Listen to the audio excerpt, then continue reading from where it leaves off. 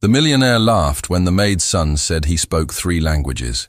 He mocked the boy until minutes later the kid translated something that revealed a dangerous secret, and that changed everything. The sound of breaking glass echoed through the Thornton mansion at precisely 7:43 p.m., but it wasn't an accident.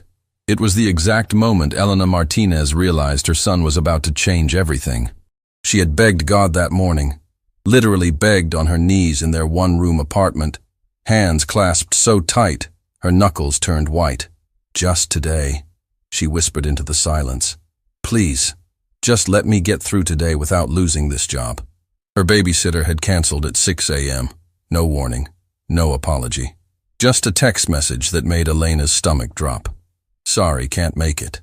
Danny was 9 years old enough to understand that his mother worked cleaning other people's houses, old enough to know they couldn't afford to lose another job, old enough to stay quiet in corners and make himself invisible, but not old enough for what was about to happen. "You cannot bring him here." Richard Thornton stood in the servants' entrance, blocking the doorway like a wall of expensive cologne and barely contained irritation. His eyes moved from Elena's worn shoes to her son's backpack, calculating something she couldn't name. "Elena, we've discussed boundaries." "Mr. Thornton, Elena's voice cracked. She hated that sound, the sound of desperation. "My sitter canceled and I have nowhere." "This is a business dinner." He cut her off without raising his voice. That's what money did. It made you powerful enough not to shout. "I have investors flying in from Paris and Tokyo. Do you understand what that means?" Danny watched his mother's shoulders curl inward, making her smaller. He'd seen it happen before. Different houses, different men in suits, always the same ending. "He'll stay in the corner," Elena whispered. Her hand found Danny's shoulder, squeezing once. Their silent code. Be invisible. You won't even know he's there. Richard Thornton looked at Danny for exactly 3 seconds. It felt like an hour. Then he stepped aside. "One sound," he said. "One interruption, and you're both gone. Understood?" Elena nodded so hard her neck hurt. The mansion smelled like furniture polish and fresh flowers arranged by people who charged more per hour than Elena made in a day. Crystal chandeliers hung from ceilings so high Danny had to tilt his head back to see them. Every surface gleamed. Nothing was out of place, except him. Richard pointed to a cream-colored sofa near the grand staircase, far from the dining room but visible from every angle. "There," he said. "Don't touch anything." Danny sat. His feet didn't reach the floor. Elena disappeared into the kitchen, her head down, moving with the practiced invisibility of someone who'd learned to exist in spaces that weren't meant for her. Through the doorway, Danny could hear her working. The quiet clink of expensive plates, the soft rustle of cloth napkins being folded into perfect triangles. The investors arrived in stages. First came the laughter from the driveway, then voices in the foyer, speaking languages Danny recognized, but Richard didn't expect him to. French and English, sliding in and out of each other like water. "The market analysis looks favorable," one man said in English, his accent sharp around the edges. "Bien sûr, but the risk allocation," another replied, switching to French mid-sentence, "needs clarification before we proceed." Danny's ears perked up. Not because he was trying to listen, because he couldn't help it. His mother called it a gift. His third-grade teacher called it unusual linguistic development. Mrs. Chen, the elderly woman Elena used to work for, called it having an ear for music. Mrs. Chen had been French, married to an American, living in California with a grandson she hadn't seen in 12 years. She'd spent 3 years teaching Danny without meaning to, filling the silence of her big empty house with stories in 3 languages. "You remind me of him," she used to say, touching Danny's cheek with papery hands. "He would have been your age now." Then she was gone, and Elena lost that job too. Richard Thornton moved through the room like a conductor, orchestrating conversations, pouring wine, laughing at precisely the right moments. He wore confidence like another expensive suit. Danny made himself smaller on the sofa, pulled his knees up, opened a library book about ancient Egypt and pretended to read while the men talked business over appetizers that cost more than his school lunch for a month.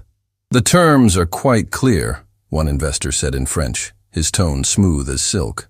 "Absolutely," Richard agreed in English. Crystal clear, but they weren't saying the same thing. Danny's head came up from his book. The French investor had just said something about adjustable terms while speaking English about fixed rates. The words didn't match, not even close. He looked at his mother, visible for a moment in the dining room doorway. She was watching him with wide eyes. "Don't," her expression said. "Please don't." Danny went back to his book, read the same sentence 4 times without understanding a single word. "How delightful," one of the wives said, noticing him for the first time. "Richard, you didn't mention you had a son." The room went quiet for exactly 2 seconds. "That's the help's kid," Richard said smoothly. "She had a childcare emergency." The woman's smile didn't falter, but something behind her eyes did. "Oh," she said. "How accommodating of you." No one looked at Danny after that.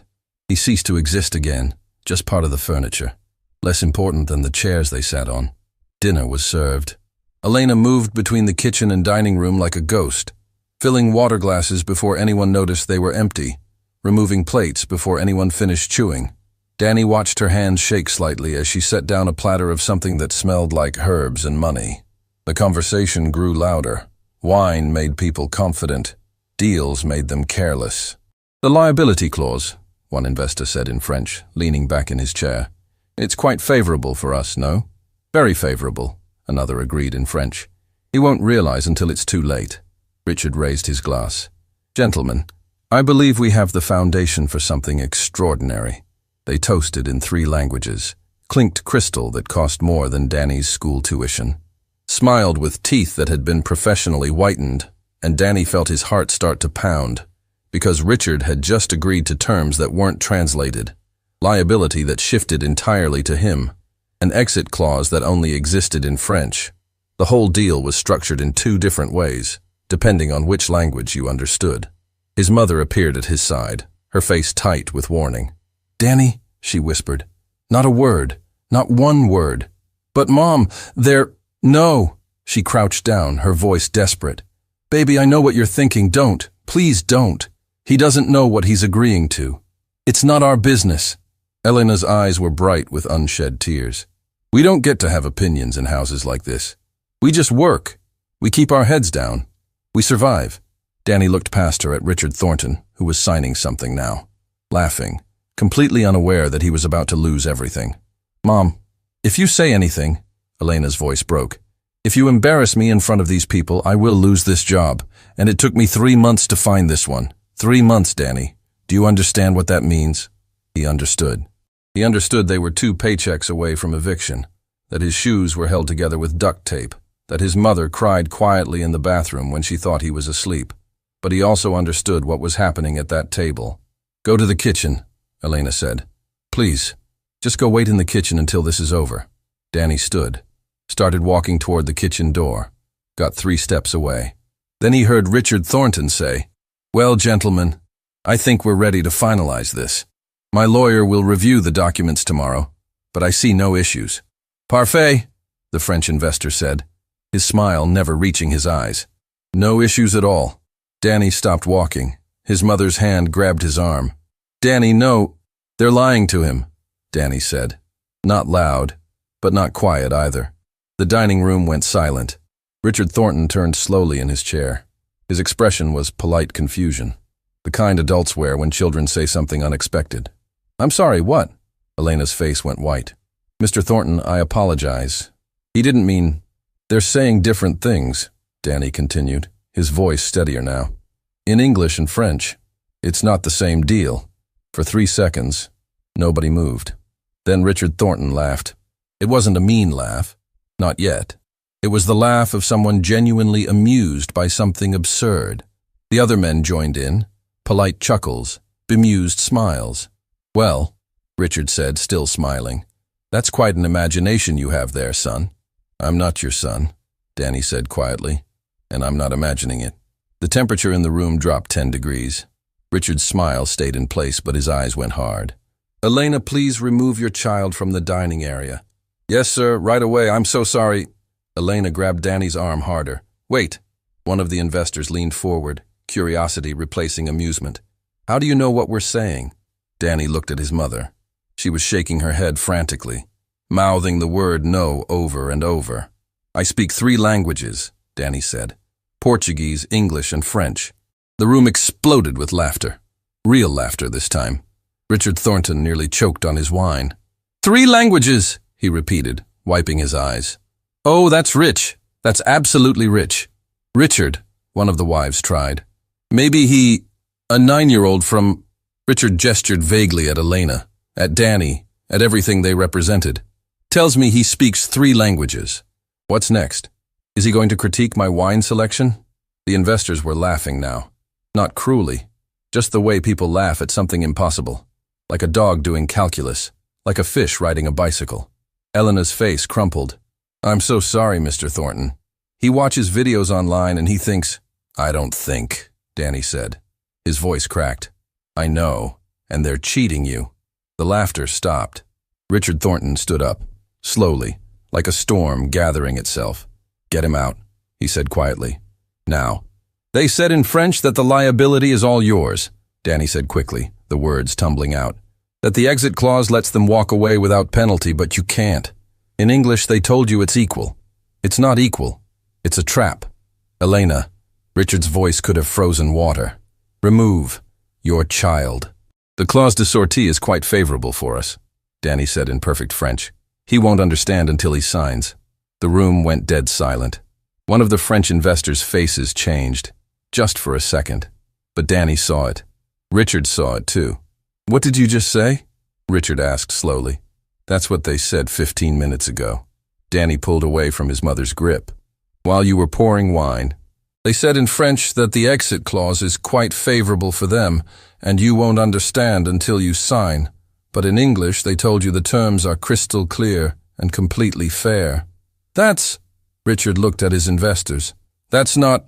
The risk allocation section, Danny continued. His voice was shaking now, but he couldn't stop.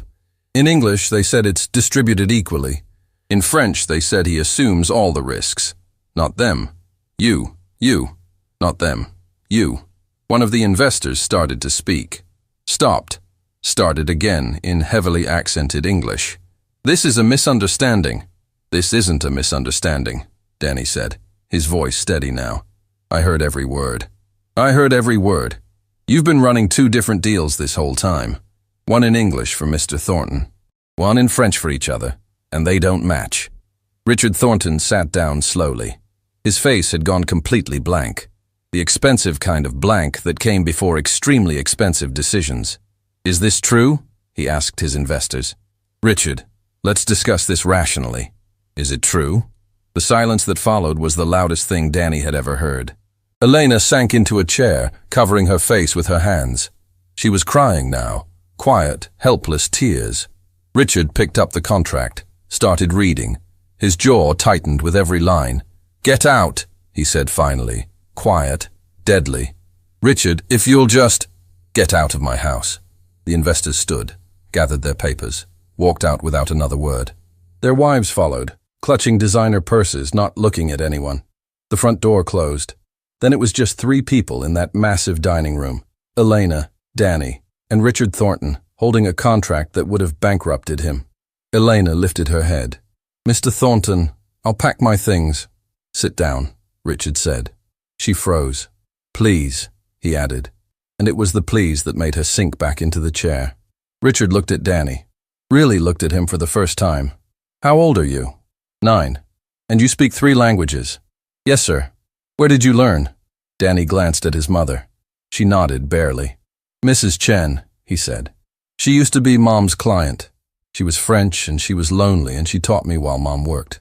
Richard was quiet for a long moment. Then he set down the contract, rubbed his face with both hands, laughed once, but it wasn't a happy sound. I almost lost everything, he said to no one in particular. I almost signed away everything I've built, because I was too arrogant to listen to a 9-year-old. You didn't know, Danny said quietly. I didn't listen. Richard looked at him. There's a difference. Elena was still crying, but silently now. The kind of crying that comes from too many years of too much fear. Richard stood, walked to the window, looked out at his perfect lawn, his perfect cars, his perfect life that had almost fallen apart because he'd assumed perfection meant being right. I need to call my lawyer, he said finally. This whole deal needs to be reviewed, every word, every clause. He turned back to them. Elena, you're not fired. You're getting a raise, and your hours are changing. No more nights, no more weekends. And Danny, he stopped, started again. Danny can come here after school if he needs to. He can do homework in the library. He can eat dinner with us. A pause. If you want. Danny didn't know what to say. Neither did his mother. I heard you, Richard said quietly. Finally, I heard you. And I'm sorry it took almost losing everything for me to listen. He walked to the door. Stopped. The glass I broke earlier, he said. It was my grandfather's whiskey glass. He gave it to me when I made my first million. Told me to remember where I came from. He smiled, sad and small. I guess I forgot. Then he left them there. Elena and Danny, mother and son, still sitting in chairs they weren't supposed to touch, in a house that wasn't theirs, trying to understand what had just happened. Elena pulled Danny into a hug so tight he could barely breathe. She was still crying, but now she was laughing too. The kind of laugh that comes from relief so profound it feels like joy. You scared me to death, she whispered into his hair. Don't ever do that again. Okay. But also, she pulled back to look at him. Also, I'm so proud of you I could burst. Danny smiled, then frowned. Mom, do you think he meant it? About me coming here after school? Elena wiped her eyes, looked around the dining room, at the crystal and the china and the life she'd spent years cleaning but never touching. I don't know, baby, she said honestly, but I think we just found out that speaking up matters, even when you're scared, maybe especially when you're scared. Upstairs, Richard Thornton sat in his office with his head in his hands. The contract sat on his desk, every page a reminder of his own blindness. His phone buzzed, his lawyer calling back, but he didn't answer. Instead, he thought about a 9-year-old boy who saw what he couldn't see, who spoke up when it cost him everything to do it, who was worth listening to despite wearing duct-tape shoes and carrying a second-hand backpack. He thought about Elena, who raised that boy while cleaning other people's toilets, who taught him to be brave even while teaching him to be invisible. And he thought about the glass he'd broken that afternoon, not accidentally. He'd thrown it against the wall in frustration over another business deal that felt wrong.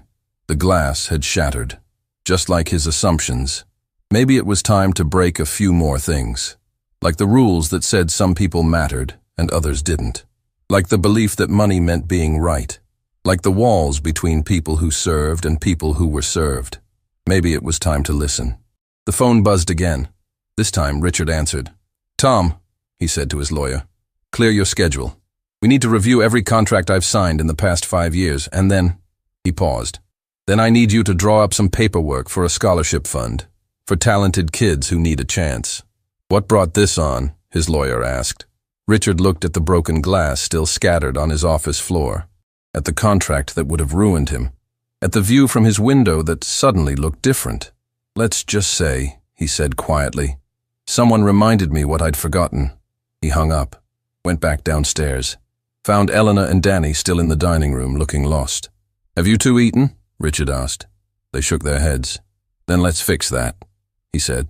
And Danny, while we eat, why don't you tell me about Mrs. Chen? She sounds like someone worth knowing. For the first time in 9 years, Danny Martinez sat at a dining room table that wasn't in his own home and didn't feel like he was trespassing. His mother sat beside him, her back straight for the first time all day. And Richard Thornton sat across from them, learning what it meant to listen to voices he'd spent a lifetime ignoring. The crystal still gleamed. The chandeliers still sparkled. The mansion was still perfect. But something fundamental had shifted. Something that started with breaking glass and ended with breaking down the walls that separated people into categories of worth.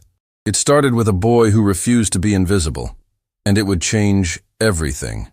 Danny woke up at 5:47 a.m. to the sound of his mother crying in the bathroom. Not the loud kind of crying. The kind she tried to hide behind running water and closed doors. The kind that made his chest hurt because he knew exactly what it meant. She thought they'd lost everything. He pressed his ear against the thin door. Mom? The water shut off. Silence. Then her voice, too bright, too forced. I'm fine, baby. Go back to sleep. It's almost 6. Danny leaned his forehead against the door. And you're not fine. The lock clicked. Elena opened the door, her eyes red but dry now. She'd wiped away the evidence, but Danny had learned to read the things she couldn't hide. The trembling hands. The way she held herself too still, like moving might crack her open. I had a bad dream, she lied. About last night. It wasn't a question. Elena sank onto the edge of the bathtub, suddenly looking decades older than her 32 years. Danny, I need you to understand something. What you did yesterday. I'm sorry, he said quickly. I know I should have stayed quiet. I know I embarrassed you. Stop. Elena grabbed his shoulders, looking him straight in the eyes. Don't you dare apologize for being right. Don't you ever apologize for speaking the truth. Danny blinked. But you said... I was scared. I'm still scared. Her voice cracked. Because men like Richard Thornton, they say things in the moment. Beautiful things. But when the sun comes up and they remember who we are... She trailed off, unable to finish. You think he'll fire you today? Elena stood, turned away, started folding towels that didn't need folding. I think we need to be prepared for anything, which means you go to school like normal. You don't tell anyone what happened. And when, I come home early today, we start looking for my next job. He said a lot of things, Danny, after almost losing millions of dollars. After being humiliated by a 9-year-old in front of investors. She finally looked at him. People say what they need to say in moments like that.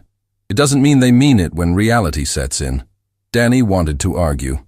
Wanted to believe that last night had changed something fundamental. But he'd learned early that hope was expensive, and they couldn't afford to buy too much of it. Okay, he said quietly. I'll go to school. Elena kissed his forehead, holding on a second too long. I love you. No matter what happens today. Love you too, Mom. She left for the Thornton mansion at 6:30 a.m., her uniform pressed, her face carefully blank. Danny watched from their apartment window as she walked to the bus stop, her shoulders curved inward against the morning cold, or maybe against what was coming. The Thornton mansion looked different in daylight, less like a palace, more like what it actually was, a statement. Every perfectly trimmed hedge screamed, I have money. Every gleaming window reflected back the world that didn't belong to people like Elena Martinez. She used her key to enter through the service entrance. The kitchen was empty, usually Mrs. Chen. No, that was the other house, years ago. Usually nobody was here this early except Elena. But today, Richard Thornton sat at the kitchen counter drinking coffee from a mug that probably cost more than her weekly paycheck. Elena froze. Mr. Thornton, I didn't expect... I can come back. Sit down, Elena. Her heart stopped. This was it. The speech before the firing. The, you're a good worker, but conversation that always ended the same way. Sir, if this is about last night, sit down. Not angry, just firm. Elena sat, her hands folded tight in her lap, bracing for impact. Richard set down his coffee. He looked tired, like he'd been up all night. I called my lawyer at midnight, he said. Woke him up. Made him review every document those investors sent me. Elena said nothing. What could she say? Danny was right about everything. Every single word. Richard laughed, but it sounded broken. The liability clause, the exit terms, the risk allocation, it was all structured to bankrupt me if anything went wrong. And they buried it in French, knowing I'd never catch it because I was too arrogant to hire a proper translator. I'm sorry, Elena whispered. Why are you apologizing? Your son saved me from the biggest mistake of my career. He stood, paced to the window. Do you know what I did after you left last night? Elena shook her head. I sat in my office and looked at every business deal I've made in the last 5 years. Every contract. Every negotiation. And you know what I realized? He turned to face her. I've been making decisions based on confidence instead of competence.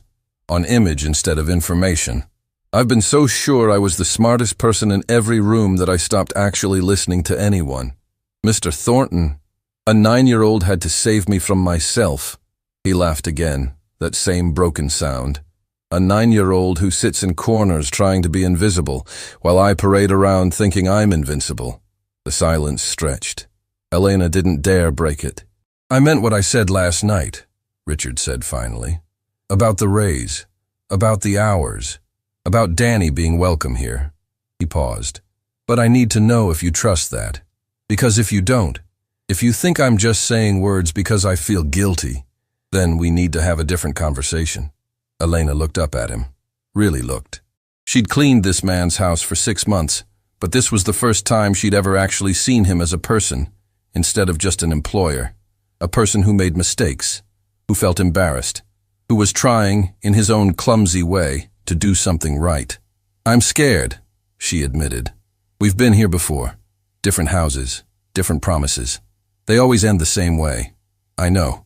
Richard sat back down. And I can't prove I'm different with words. I can only prove it with time, with action, with... He stopped, started again. My grandfather cleaned floors at a factory for 30 years. He saved every penny so my father could go to college. My father built a small business so I could have opportunities he never had. And somewhere along the way, I forgot that my success was built on the backs of people who cleaned floors. Elena felt tears threatening. She pushed them down. Why are you telling me this? Because you deserve to know that I understand, that I see the risk you're taking by trusting me, that I won't waste it. He slid a folder across the counter. New contract, guaranteed hours, health benefits, a salary that reflects what you're actually worth, not what the market says I can get away with paying you. Elena's hands shook as she opened the folder. The numbers on the page didn't make sense. They were too high. Almost double what she was making now. I can't, this is too much. It's not enough, Richard interrupted. But it's a start. And if you stay, if you give me a chance to prove this is real, then we'll revisit it in 6 months, along with something else.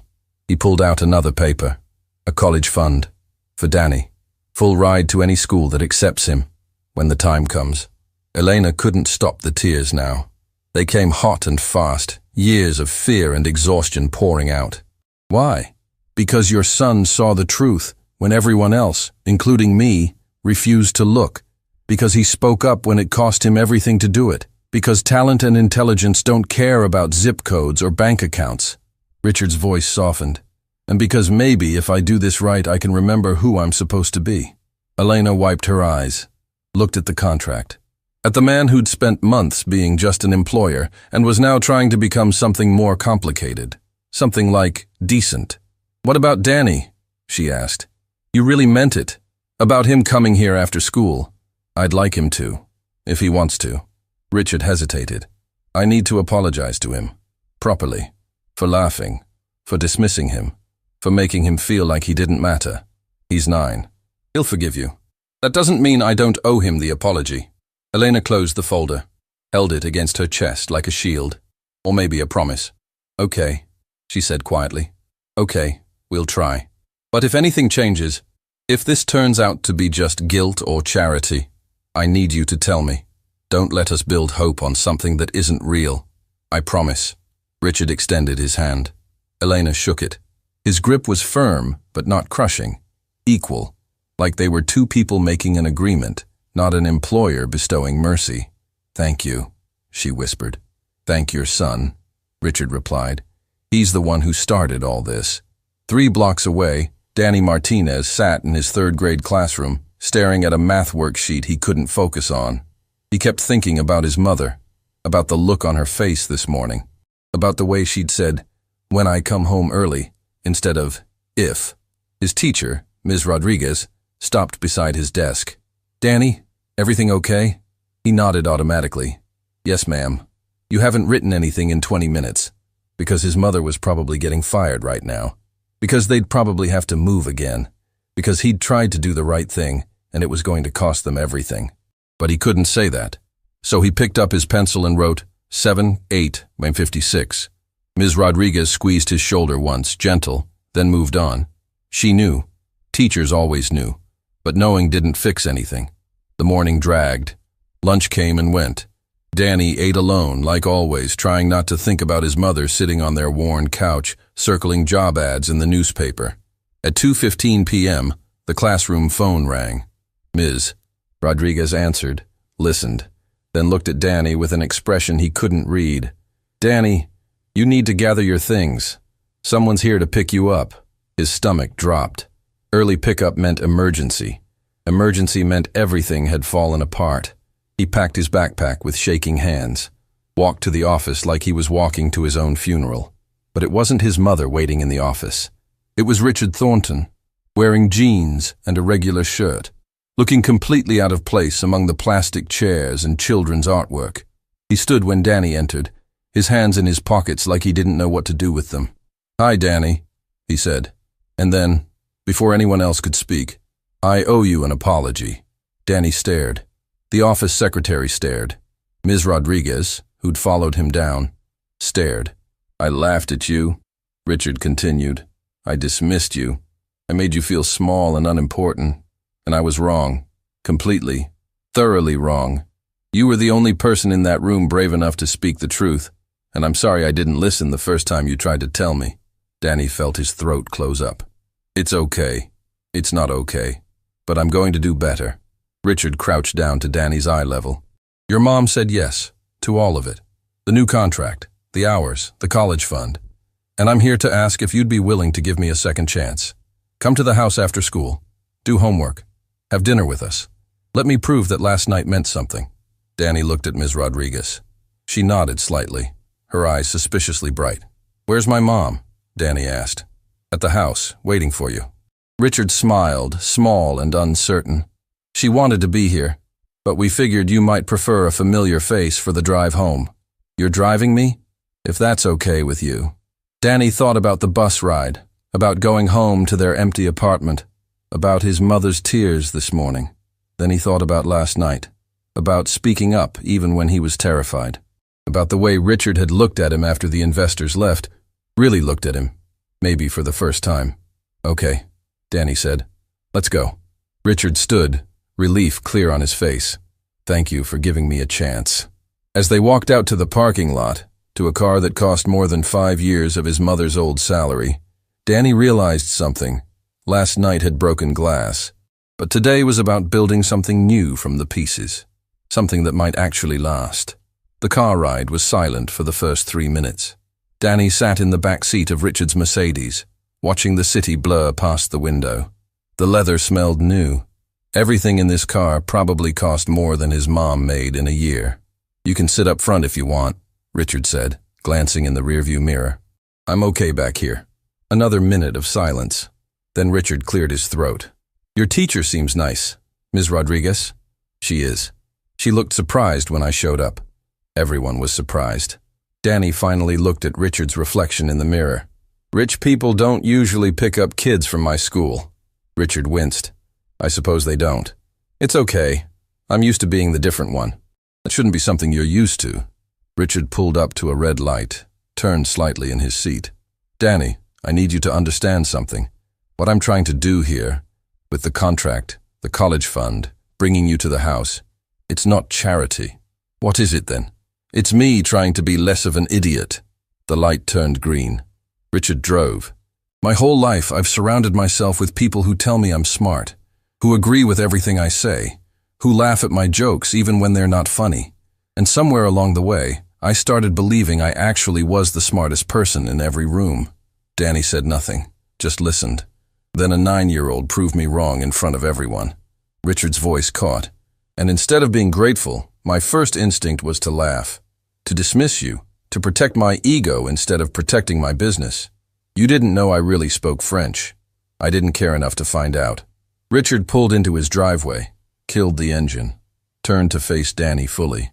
"That's the part that keeps me up at night. Not that I didn't believe you, that I didn't even consider you might be telling the truth." Danny unbuckled his seatbelt slowly. "My mom says rich people don't see us. They see through us, like we're glass. Your mom is right." Richard opened his door. "And I'm trying to break that glass, if you'll let me." They walked into the house together. Elena was in the kitchen, and the relief on her face when she saw Danny made his chest tight. "Baby." She pulled him into a hug that lasted longer than usual. "You okay?" Mr. Thornton apologized, in front of everyone at school. Elena looked at Richard over Danny's head. Something passed between them. Understanding, maybe. Or the beginning of trust. "He told me," Elena said. "Come on, I made your favorite." Danny stopped. "You cooked here?" Mr. Thornton said I could use the kitchen. "Said this is our home now, too, if we want it to be." The words hung in the air. Home. They'd lived in 8 different apartments in Danny's 9 years. None of them had ever felt like home. They were just places they stayed until the rent went up or the landlord decided he didn't like the look of them. Not the whole house, Richard added quickly. I'm not saying move in. I mean, he stopped, started over. What I mean is, you're welcome here. Both of you. Not as employee and employer, as, he struggled for the word. People, Danny offered. Yes, as people. Dinner was awkward at first. They sat at the kitchen table, not the formal dining room where the disaster had happened last night.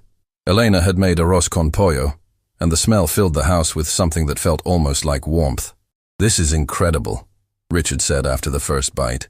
I've been eating restaurant food for so long I forgot what real cooking tastes like.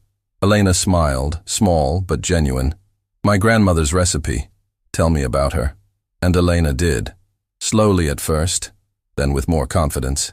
She talked about growing up in a tiny house in São Paulo, about her grandmother who raised 6 kids while working 3 jobs, about coming to America with nothing but hope and a suitcase. Danny watched his mother transform, saw her shoulders straighten, heard her voice grow stronger. This was the mom he saw at home, not the invisible woman she became in other people's houses. Richard listened like he was hearing the most important story ever told, asked questions, laughed at the funny parts, looked genuinely sad at the hard parts. Your grandmother sounds like a remarkable woman, he said. She would have liked you, Elena replied, then caught herself. I mean, she would have seen right through me, Richard finished.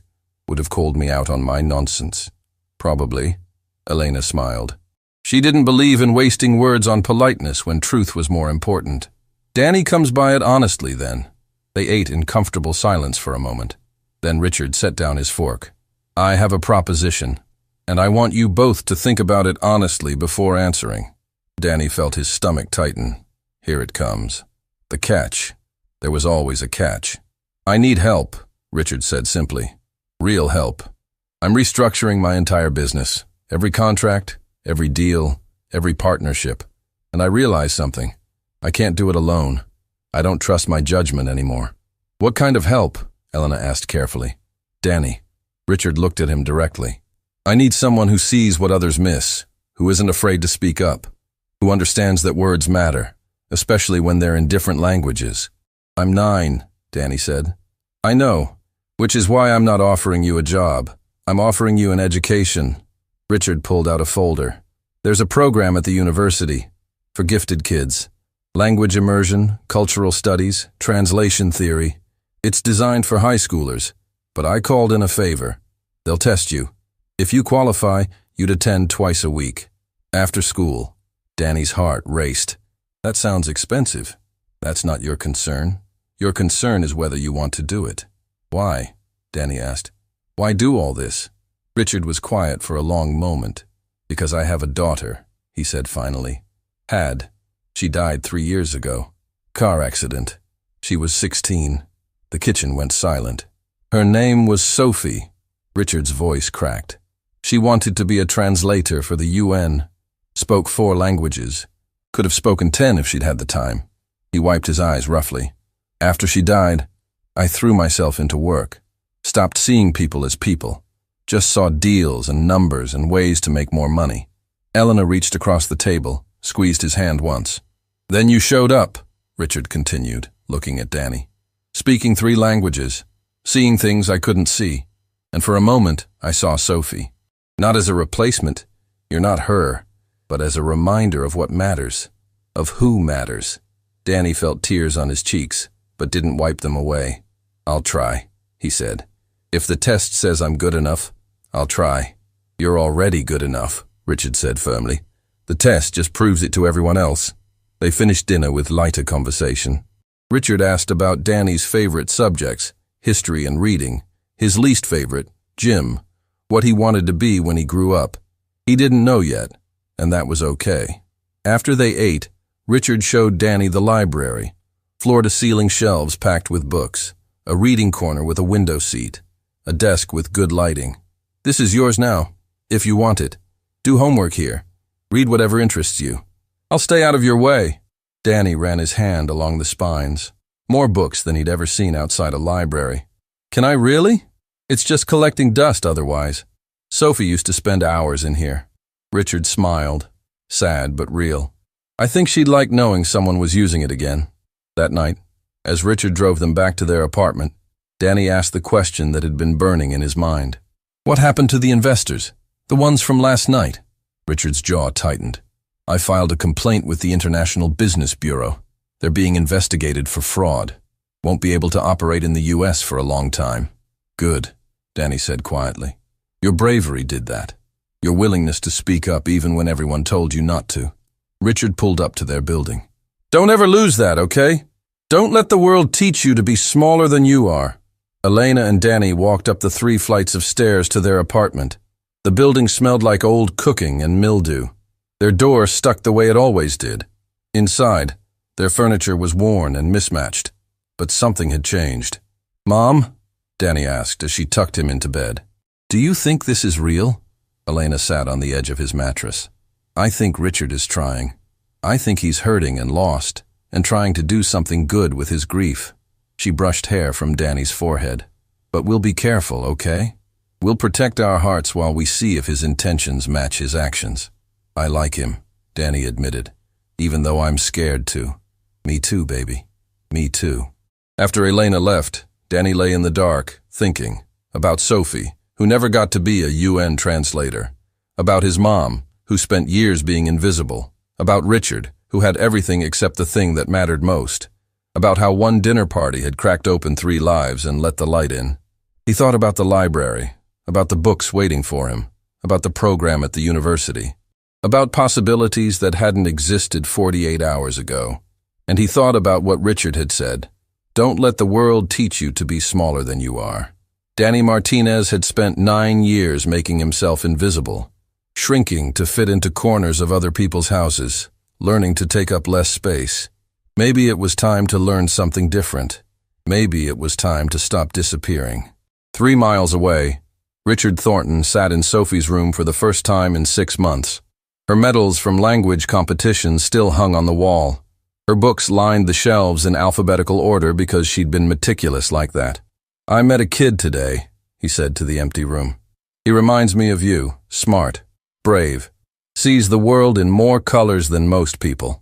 The room didn't answer. It never did. I'm going to help him, Soph. The way I should have helped more people when you were alive. The way you always wanted me to. Richard's voice broke. I can't bring you back, but maybe I can make sure another kid with your gift doesn't get overlooked. Maybe that's something. He sat there until midnight, talking to his daughter who would never answer, making promises to a boy he barely knew, trying to figure out how to be a person worth listening to. Outside, the city slept. Tomorrow would bring new challenges, the test at the university, more conversations, more chances to get it right or wrong. But tonight, 3 people lay in their separate beds, each carrying a small flame of hope they were afraid to examine too closely. Because hope was dangerous when you'd spent your whole life learning to live without it. But maybe, just maybe, this time, it was worth the risk. The university testing center smelled like old paper and nervous energy. Danny sat in a chair too big for him, surrounded by teenagers who looked twice his age. They stared at him, some curious, most dismissive. A 9-year-old didn't belong here. He almost got up and left. Danny Martinez. A woman with kind eyes and silver hair appeared in the doorway. I'm Dr. Chen. Yes, like your Mrs. Chen. Different family, but I knew her. She talked about you. Danny's throat went tight. She did? She called you her accidental grandson. Said you had a gift. Dr. Chen smiled. Let's see if she was right. The test room was small. Just a desk, 2 chairs, and a recording device. Dr. Chen sat across from him, her hands folded calmly. I'm going to speak to you in 3 languages: Portuguese, English, and French. Sometimes I'll switch mid-sentence. I want you to respond in whatever language feels natural. Don't think about it. Just let it flow. Understand? Danny nodded. Good. Let's begin. Dr. Chen switched to Portuguese without warning. Tell me why you're here today. Danny answered in Portuguese, explaining about the dinner party, about the investors, about Richard wanting to help him learn. Dr. Chen switched to French mid-conversation. And you caught the discrepancy purely by listening? Danny followed into French automatically. I didn't mean to. The words just didn't match. Back to English. Most adults miss those nuances. How did a 9-year-old catch them? Because nobody expects me to understand, Danny replied. So they don't hide what they're saying. They just say it. Dr. Chen's expression shifted. Invisibility as advantage. Something like that. For the next hour, Dr. Chen threw everything at him. Rapid switches between languages, technical terms, idiomatic expressions that didn't translate directly, cultural contexts that required understanding beyond vocabulary. Danny kept up. Sometimes he stumbled, but he recovered. Let the sounds guide him instead of overthinking the grammar. When it ended, Dr. Chen sat back and studied him. Mrs. Chen was right about you, but she undersold it. She made notes on her tablet. You don't just speak 3 languages. You think in them. That's extraordinarily rare, especially for someone your age. Is that good? It's remarkable. Dr. Chen leaned forward. Danny, I'm recommending you for immediate acceptance into the program, but I need to be honest with you about what that means. Danny's stomach flipped. Okay, this won't be easy. You'll be the youngest student by 6 years. The work will be challenging. Some of the other students will resent you for being here. Some will doubt you belong. She paused. Can you handle that?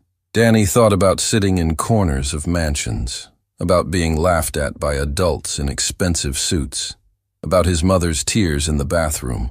I've been handling it my whole life, he said quietly. Then welcome to the program. Dr. Chen extended her hand.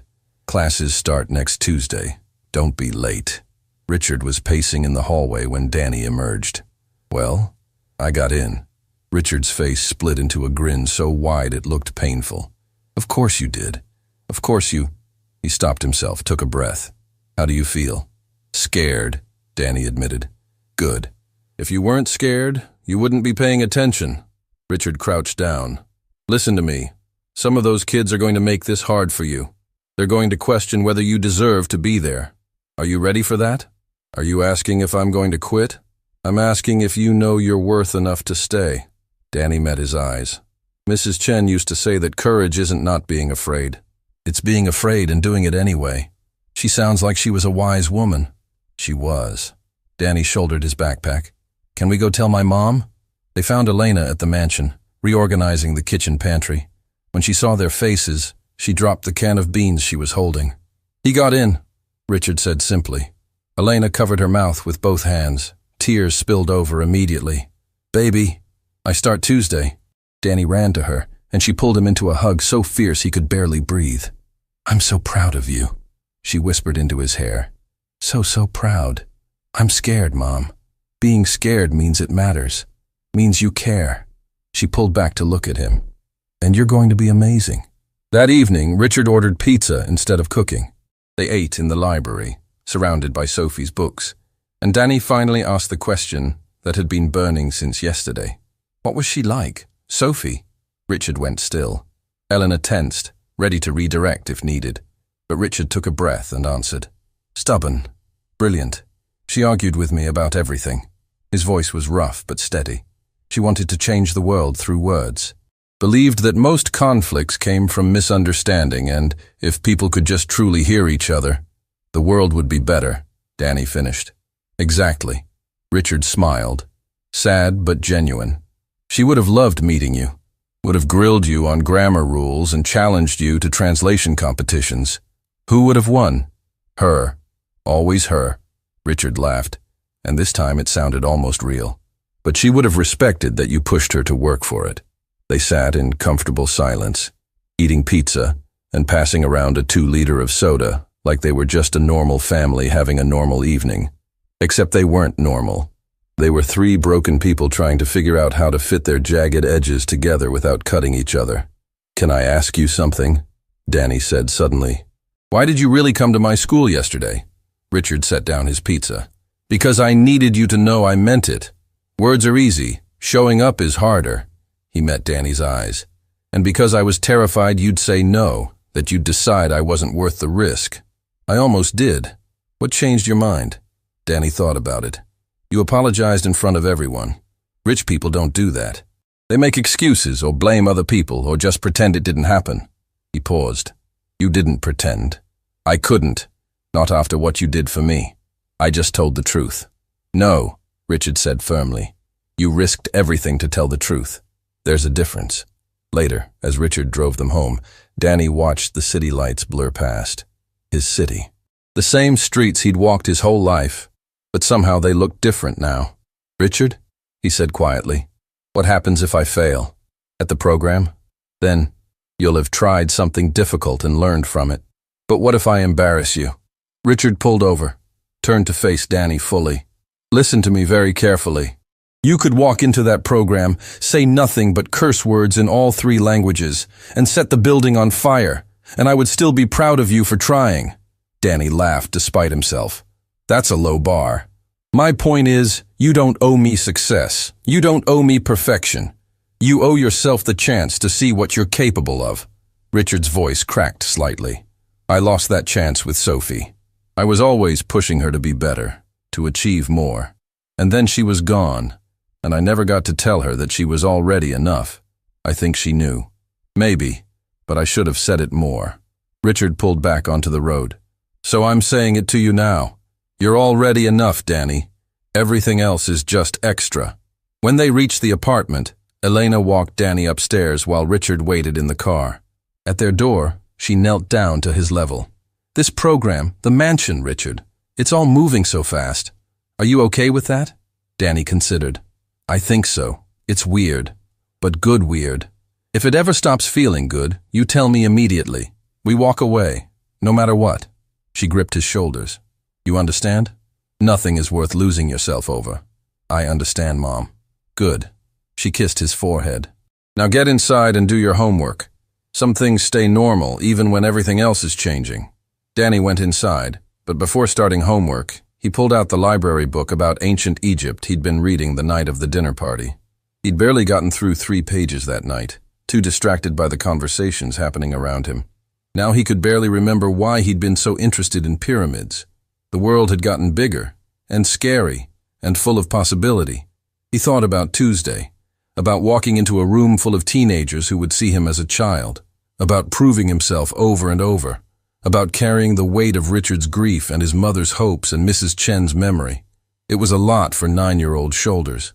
But then he remembered Richard's words. You don't owe me perfection. And his mother's. Nothing is worth losing yourself over. And Dr. Chen's advice from the program. Invisibility as an advantage. Maybe he didn't need to be perfect. Maybe he just needed to be present, to show up, to speak up when it mattered and stay silent when it didn't. To be Danny Martinez, who spoke 3 languages and saw what others missed and refused to stay invisible anymore. He opened his homework folder and started on his math problems. Simple multiplication. Easy compared to everything else in his life right now. Sometimes simple was exactly what you needed. Outside, Richard sat in his car, staring at the rundown building where Elena and Danny lived. 3 flights of stairs, peeling paint, broken intercom. They deserved better. But rushing them into his house would be wrong, would turn this into something it wasn't supposed to be. This wasn't about rescue. It was about respect, about partnership, about 3 people learning to trust each other slowly, carefully, one dinner at a time. He pulled out his phone and texted his lawyer. Start the college fund paperwork. Full ride, any school, no strings. Then he drove home to his empty mansion and sat in Sophie's room and told her about Danny's test, about the pizza dinner, about how maybe, just maybe, he was starting to figure out how to be the person she always believed he could be. The room didn't answer. But for the first time in 3 years, the silence didn't feel quite so empty. Tuesday came faster than Danny expected. He stood outside the university building, backpack heavy on his shoulders, watching college students rush past. None of them looked at him. Why would they? He was just a kid. You ready? Richard asked beside him. No. Good answer. Richard squeezed his shoulder once. Go show them what Mrs. Chen already knew. Danny walked in alone. Richard had offered to come, but this was something he needed to do himself. The classroom held 12 students, all teenagers, all staring when he entered. You're in the wrong room, kid, a tall boy with perfect hair said. Elementary school is across campus. Dr. Chen appeared before Danny could respond. He's exactly where he belongs, Marcus. Danny, Take the seat up front. The first class was brutal. Technical grammar, complex verb conjugations, cultural contexts Danny had never encountered. He struggled, made mistakes, felt his face burn when Marcus laughed at his pronunciation of a French liaison. But he didn't quit. At lunch, he sat alone in the hallway, eating the sandwich his mom packed.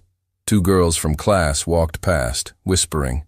He caught the words, charity case, and doesn't belong. Danny finished his sandwich and went back inside. The second class was better. Dr. Chen asked them to translate a business contract from English to French. Most students focused on word-for-word accuracy. Danny raised his hand. The literal translation is correct, but the meaning changes. In French, this clause sounds optional. In English, it's mandatory. The room went quiet. Explain, Dr. Chen said. Danny did, showing how subtle word choices shifted legal responsibility. How translation wasn't just about vocabulary. It was about understanding what people actually meant. When he finished, Dr. Chen smiled. That's exactly right. That's why we study this. Words have power, especially when they cross languages. Marcus didn't laugh anymore. 3 weeks in, Danny came home to find his mother crying at their kitchen table. But this time, she was smiling too. Baby, look. She showed him a letter, official university letterhead. They want to offer me a position in their facilities department. Better pay. Benefits. Real benefits, Danny. Health insurance. Retirement. What about Richard? He recommended me. Told them I was the hardest worker he'd ever met. Elena wiped her eyes. He's letting me go, Danny. Not firing. Releasing. So I can build something that's mine. Danny hugged her tight. You deserve it, Mom. We both do. That evening, Richard took them to dinner. Not at the mansion. At a small restaurant downtown, where the tables wobbled and the food was perfect. I'm proud of you, Richard told Elena. Both of you? You're not sad we're leaving? Danny asked. Sad? No. Grateful. Richard set down his fork. You taught me something important, that helping people doesn't mean keeping them. It means giving them what they need to fly. That's really cheesy, Danny said. Richard laughed. Sophie used to tell me the same thing. I'm embracing it. What about you? Elena asked. What happens now? I'm restructuring the company, hiring people who will challenge me, and I'm starting a foundation in Sophie's name, for kids like Danny, gifted students who need opportunities but can't afford them. The Sophie Thornton Foundation, Elena said softly. She would have liked that. Richard's voice caught. She would have liked both of you. On Danny's last day at the mansion library, he found a gift on the desk. A leather journal with his name embossed on the cover. Inside, Richard had written, For Danny, may you always speak up, even when your voice shakes. May you see what others miss. May you never forget that being small doesn't mean being powerless. You changed my life by refusing to stay invisible. Thank you. Richard. Underneath, in different handwriting, Elena had added, Baby, you taught me that courage isn't about never being scared. It's about being scared and speaking anyway. I love you more than words in any language can say. Mom. Danny traced the letters with his finger, closed the book, held it against his chest. 4 months after the dinner party, Danny stood in front of his class at the university. Final presentation. He had to translate a speech from English to French and Portuguese, explaining cultural nuances in each. His hands shook. Marcus sat in the back row, arms crossed. The other students watched with expressions ranging from curiosity to doubt. Danny took a breath, began speaking. He moved between languages like water, smooth and natural. Explained how the same message shifted meaning across cultures, how translation was about understanding hearts, not just words. When he finished, the room was silent. Then Dr. Chen started clapping. Slowly, the other students joined. Even Marcus nodded, grudgingly impressed. That, Dr. Chen said, is what we're here to learn. Danny just taught you more in 10 minutes than I could in 10 weeks. After class, Marcus approached him. You're actually pretty good at this. Thanks, Danny said carefully. Sorry I was a jerk at the start. Marcus shrugged. You're 9. It didn't seem fair that you were better than me. I'm not better. I'm just different. Yeah, maybe. Marcus extended his hand. See you next semester? Danny shook it. See you next semester. That night, Elena tucked Danny into bed in their new apartment. 2 bedrooms, working heat, a kitchen where everything actually worked. "Mom," Danny asked, "do you think Mrs. Chen would be proud? Baby, she's watching from wherever wise old ladies go when they die, and she's bragging to everyone about you." Elena kissed his forehead. "I know I am. I was so scared that night, at the dinner party." "I know. But I spoke up anyway, and you changed everything." Elena smiled. "Not just for us. For Richard, too. For every kid who'll get a scholarship from Sophie's foundation. You started ripples, Danny. They're still spreading." After she left, Danny pulled out the leather journal, opened to the first blank page, wrote, "My name is Danny Martinez. I'm 9 years old. I speak 3 languages. I used to make myself invisible. Then one night, I decided to be seen. This is what happened." He'd fill the rest of the pages with his story. All of it. The fear and the courage. The failures and the victories. The moments when he wanted to quit but chose to stay. Because maybe someone else needed to know that being small didn't mean being powerless. That speaking up mattered, even when your voice shook. That one dinner party could crack open the world and let the light in. Miles away, Richard Thornton sat in Sophie's room. But tonight, he'd moved some of her things to make space for new memories. Photos of Danny at his first university class. A copy of the foundation paperwork. A thank you card from Elena. "I'm doing it, Soph," he said to the quiet. "I'm trying, not perfectly, but honestly." The room didn't answer, but the silence felt warm now, full of possibility instead of grief. He thought about Danny, about Elena, about the investors he'd almost let destroy him, about how one boy's courage had taught him to listen, how speaking up had changed 3 lives. Richard picked up his phone, started drafting the announcement for the foundation's first scholarship class. 20 kids, 20 chances, 20 voices that deserved to be heard. It wasn't enough to fix everything, but it was a start.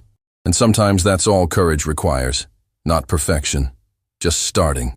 Danny Martinez fell asleep with the journal on his chest, dreaming of languages he hadn't learned yet, of students he'd meet, of ripples spreading wider than he could imagine. He'd spent 9 years learning to be invisible. One night taught him to be seen, and everything changed. Not because he was special, because he was brave. Because he spoke up when silence would have been easier. Because he refused to let fear win. The millionaire had laughed, but the boy spoke anyway, and that made all the difference.